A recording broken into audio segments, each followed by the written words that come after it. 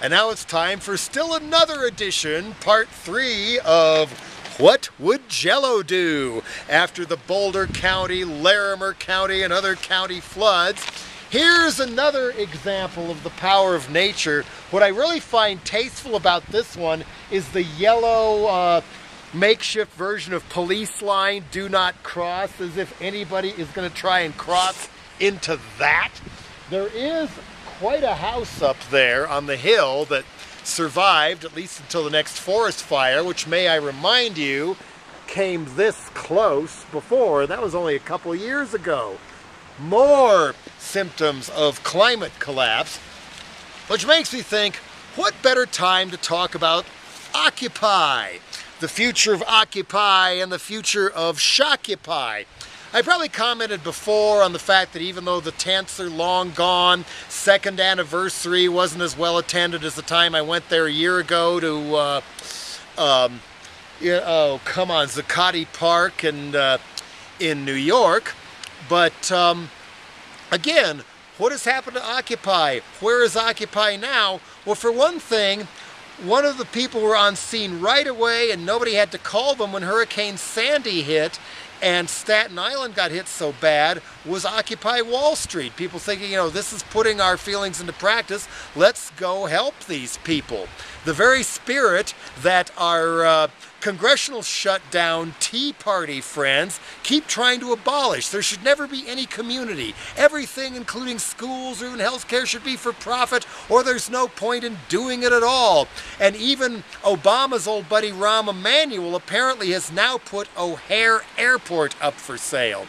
So the rampant economic inequality and fighting back goes on, and that is the spirit of Occupy.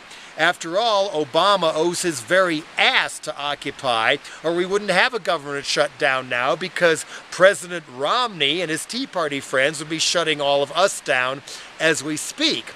People are putting it into their own communities, helping fix this stuff up, fighting corporate greed, fighting fracking, which is a whole other part of the Colorado floods, because all the fracking wells right outside of Boulder and Erie and then in Weld County got flooded. And who knows what kind of chemicals then got in all the water that flows into the South Platte River, which flows into the Missouri River, which flows into the Mississippi River, and all along the way, people are going to be drinking that crap. There's even pictures I've seen of fracking fluid tanks, big ones, themselves floating away in the flood. What happened to them? One more reason fracking might not be such a great idea after all. And why am I even ranting and raving about Occupy now after all this? Well, believe it or not, folks, this is the tail end of one of the old 19th century gold rush, tiny little towns. Most of it's back in the narrow canyon ravine back that way. And believe it or not, right now we are occupying Wall Street. That's the name of the town, Wall Street, Colorado.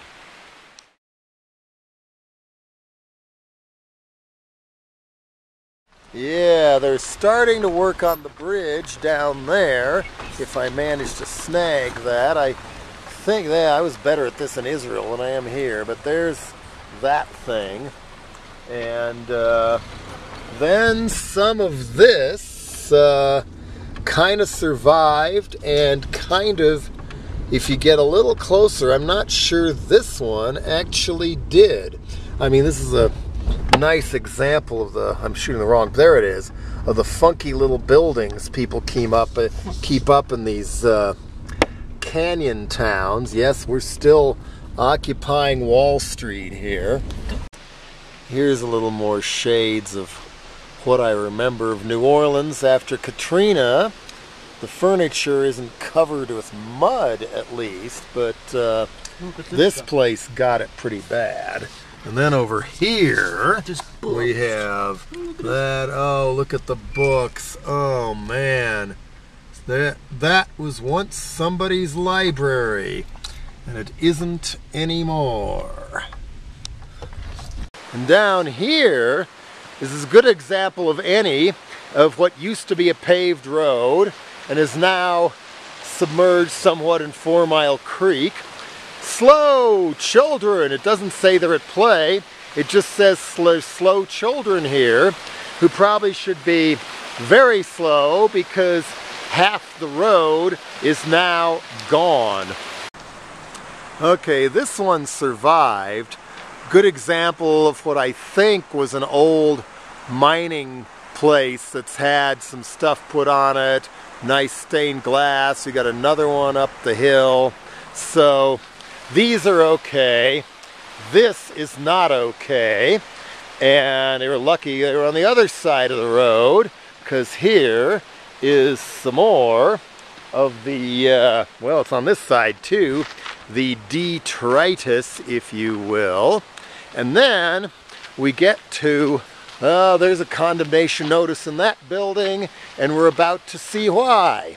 This is the corner we are approaching of where 4 Mile Canyon Road meets the road to Wall Street. There you go. This is a stream that's decided to find its way down the road, and there, oh, and now I get to try and walk across it. Ah, fun. Ugh. Made it. I feel just like Lowell Thomas or Marlon Brando Perkins, Mutual of Omaha, ha ha. But yeah, here again is a serious amount of tragedy where the house didn't get flooded, but the ground gave way underneath because of this here mudslide. And looking up that way is what's left of 4 Mile Creek, or one part of it. There it is. That little brook did all that. Now we're entering Salina proper, which kind of winds down this steep, narrow canyon, and this is where it really got it bad. Oh boy. Here we go. There's that place. That's just storage, and that didn't turn out too bad, but note the condition of this RV van. Note this, of course, and other stuff back here, and further into town we go. Okay, there's the church.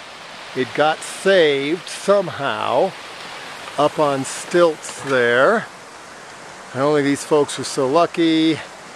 There's the carpet outside and their stuff, and now we're getting into the heart of Salina, and it is really not looking very good.